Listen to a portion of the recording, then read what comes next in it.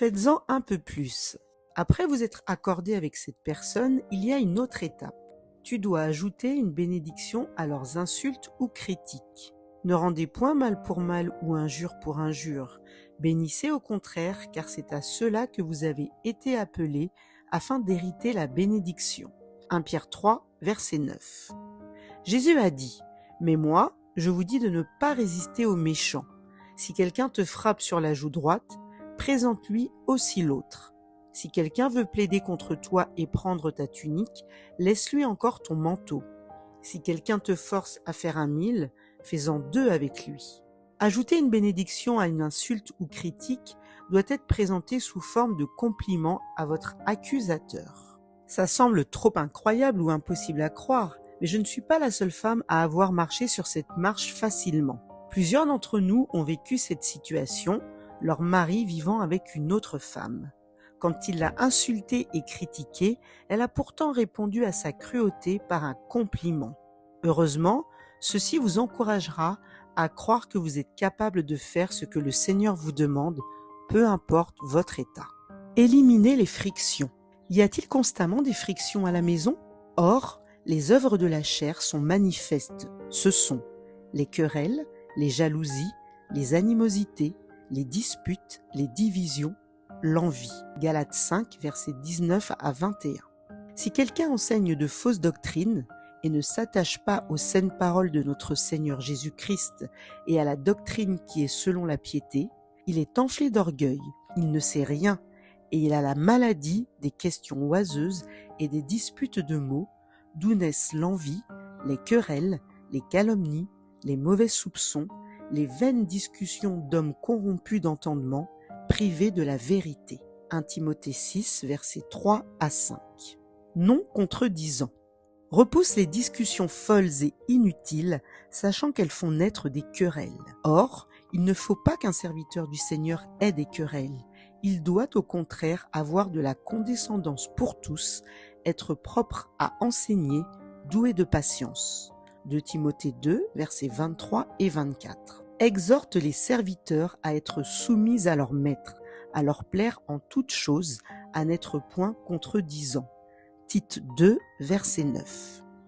Lent à la colère. Vous avez sûrement entendu quelqu'un dire que puisque Jésus était en colère et avait renversé des tables au temple, nous pouvions aussi nous mettre en colère. Mais les Écritures disent que tout homme soit prompt à écouter, lent à parler, lent à se mettre en colère, car la colère de l'homme n'accomplit pas la justice de Dieu. Jacques 1, versets 19 et 20. 2 d'entre vous s'accordent.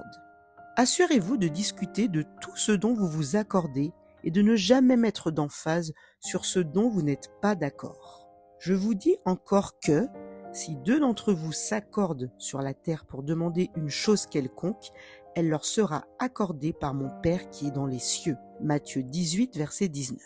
Dieu est très clair sur la façon dont il veut que nous répondions.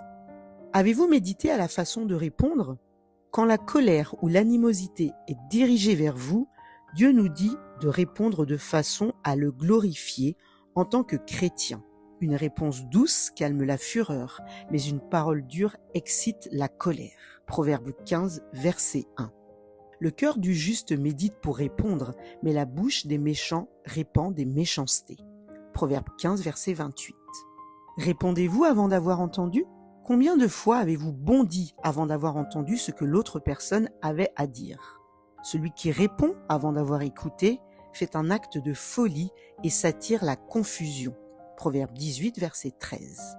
Par la lenteur à la colère, avec une expression faciale adéquate, on fléchit un prince, et une langue douce ou une réponse douce peut briser des os.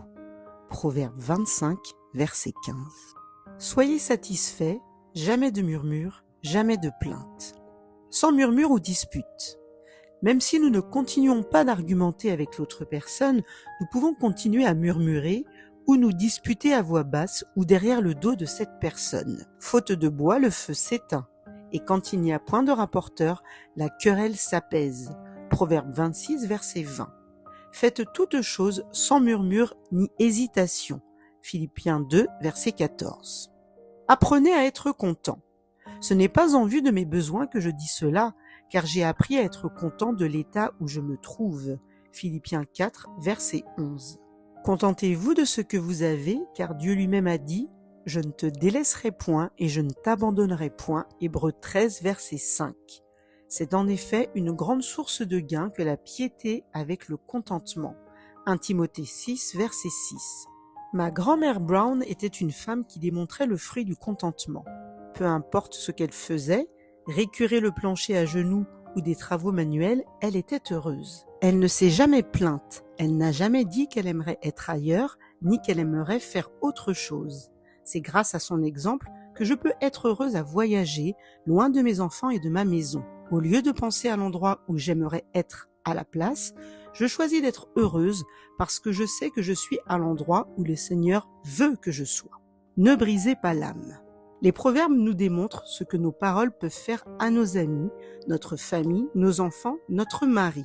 La langue douce est un arbre de vie, mais la langue perverse brise l'âme. Proverbe 15, verset 4. La définition de perversion est obstiné. Donc, être obstiné peut briser l'âme de quelqu'un que nous aimons.